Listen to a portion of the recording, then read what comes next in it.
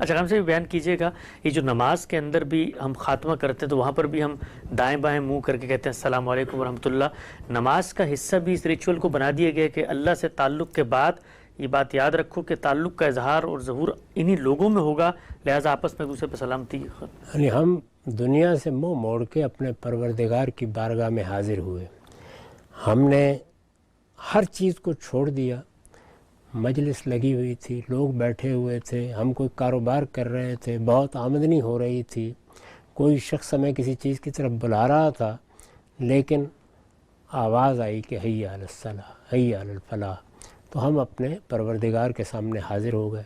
اب حاضر ہونے کے بعد 5 منٹ 10 منٹ ہم نے عبادت کی، جانا تو اسی دنیا میں ہے۔ تو اس میں یہ تعلیم دی گئی ہے کہ جس وقت تم اس پروردگار کے سامنے کھڑے ہوتے ہو تو سب سے بڑی چیز کیا ہے جس کا اعتراف کرنا ہے؟ اللہ اکبر، اللہ سے بڑی کوئی ہستی نہیں ہے۔ اس کے سامنے کھڑے ہوگے تو اپنی بندگی کے احساس کے ساتھ کھڑے ہو، اللہ کی تکبیر کا احساس کرو گے تو اپنی بندگی کی طرف توجہ ہوگی، اور بندگی کے اظہار کے بعد وہ سب سے بڑی دعا کرو کہ اہدنا الصراط المستقیم، پروردگار مجھے سیدھے راستے پر رکھنا۔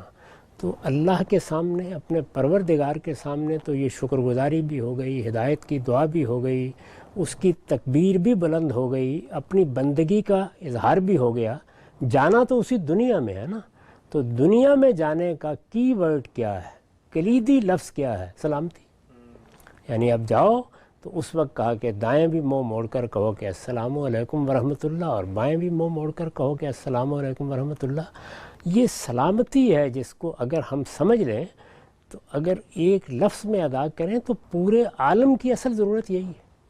اگر امن میسر آ جائے، یعنی خود سوچئے کہ لوگوں کو ایک دوسرے سے خطرہ نہ رہے، ایسی فضا ہو کہ اطمینان کے ساتھ آئیں جائیں، عورتیں باہر نکلیں، بچے باہر جائیں، کسی کی طرف سے کسی کی جان مال آبرو کے خلاف اقدام کا اندیشہ نہ ہو، تو کیا اس کے بعد بھی انسان کے اندر کسی اور چیز کی طلب باقی رہ جاتی؟ پھر تو ضرورت ہی ہے، پوری کر ہی لے گا، لیکن سب سے پہلی چیز یہی ہوتی ہے کہ اسے امن میسر آئے، سلامتی میسر آئے۔